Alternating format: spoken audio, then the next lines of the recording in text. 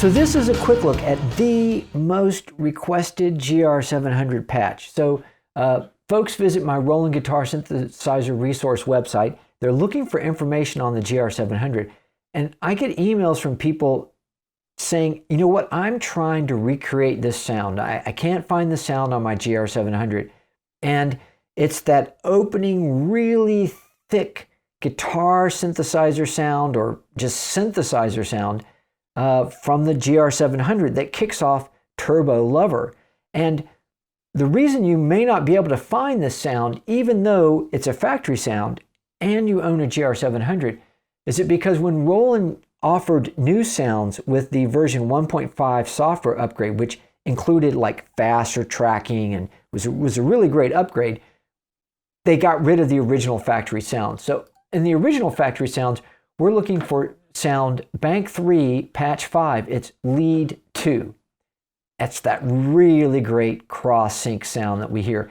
If we look at the GR-700 version 1.5, that's been replaced by a Hammond organ sound, which is, while it's a cool sound, it's pretty far from the sound that you hear in Turbo Lover. And by the way, Judas Priest made such great use of the GR-700 because, let's face it, the tracking on the GR-700 is pretty far from perfect. But what they do is they use the GR-700 to introduce this really gnarly synth sound right at the beginning of the tune.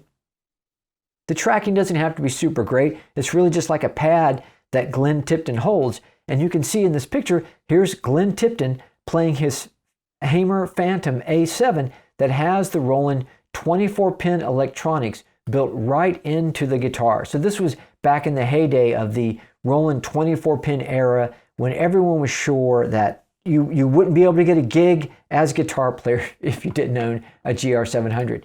So how are we going to recreate this sound? So we're going to start off with, I'm not going to do this with the GR-700, or I could also do this with the MKS-30, or I could do it with the Jupiter JX-3P, because all of these products from Roland share the exact same sound engine. You can use the Roland PG-200 to edit all of these. It's the exact same sound engine, and luckily for us, Roland has come out with the boutique synth, the JX-03, which is a recreation of the JX-3P, but it's the same thing that you would find in an MKS-30 or in the GR-700. So real quick, let's start with the sound that I put together in the JX-03. Sort of a high, thin, sort of stringy pad kind of a thing. What do we need to do to turn this into Turbo Lover? So first, for both oscillators, I'm going to set the range to 16 feet. And I'm going to change the waveforms to the sawtooth waveform. Now the sawtooth waveform is the most harmonically rich waveform that we have in the JX-03, and that's really what we're going for here. Now what we do with DC-01 doesn't matter so much because we're actually not even going to be listening to DC-01 at all. We have both of the modulation sources turned off, both the LFO and the envelope. Now let's turn our attention to DC-02. I've got a little tuning offset. Let's listen to that. Oh, sorry, I already gave away the punchline. Let's listen to the tuning offset.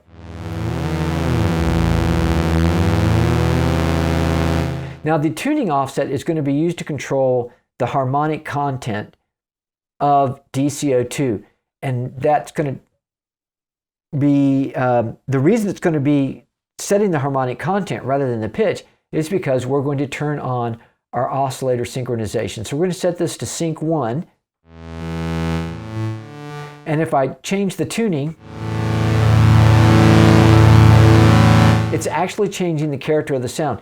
In our source mix, let's listen only to DC-02.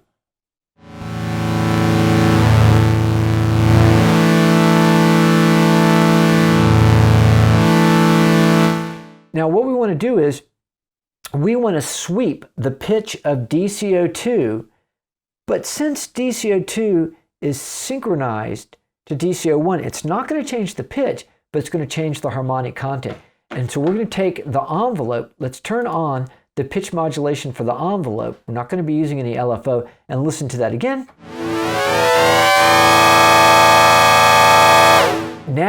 that's starting to sound a lot more like turbo lever, right? I'm going to hold that sound down and change the tuning.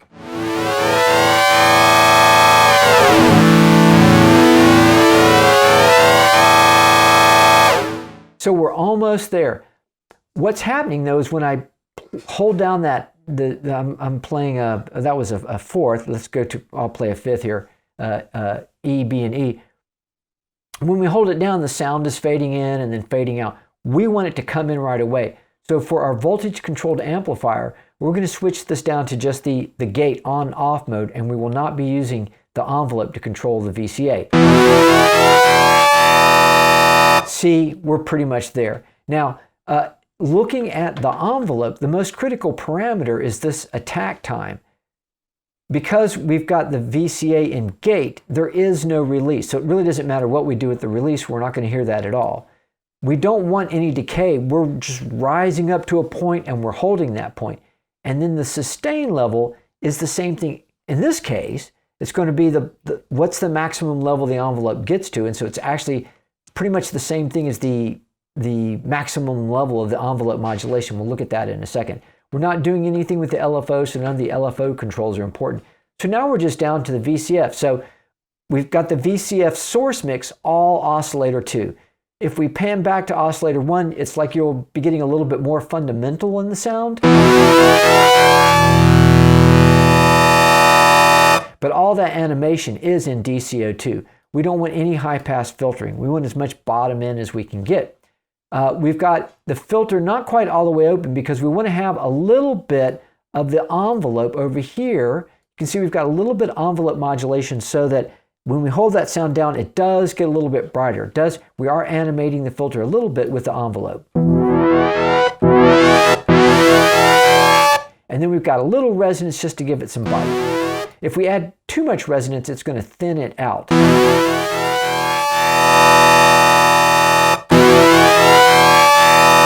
Maximum pitch follow, which means that the pitch of the filter will track the pitch of whatever key we play or whatever string we play on our guitar. So we're going to get the same amount of filter modulation or filter control whether we're playing a high E or a low E. And of course, the envelope needs to be in a positive bias. It's going to sound weird if we try and do it the other way. And for good measure, we can kick in some chorus.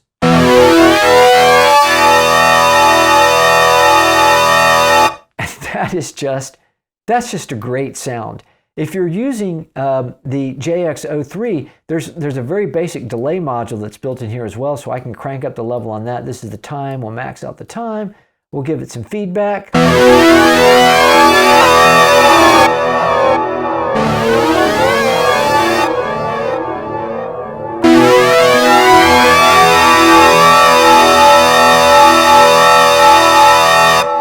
So that's all you need to know to recreate that famous screechy Roland GR-700 original factory patch 3-5 made famous by Judas Priest in Turbo Lover. And if you listen to the track, you'll hear it sounds like Glenn Tipton is pressing down the sustain button on the GR-700 to have that patch kind of indefinitely sustain.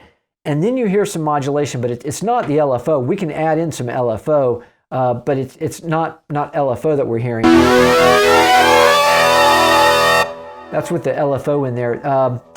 That would be pitch modulation. It sounds like they're running it through like a tremolo or something like that, and that's going to set the beat of the song. So we could do that as well. We could just press the hold button here and then add a tremolo effect after the JX-03 to exactly recreate the rhythm of the GR-700 that we hear in there as well. So I hope you found this interesting. If you have any comments, whatever, add them to the comments below. If you liked it, please like it. And if you want to learn more about vintage Roland guitar synths or guitar synths in general, be sure to subscribe. Okay, thanks for watching.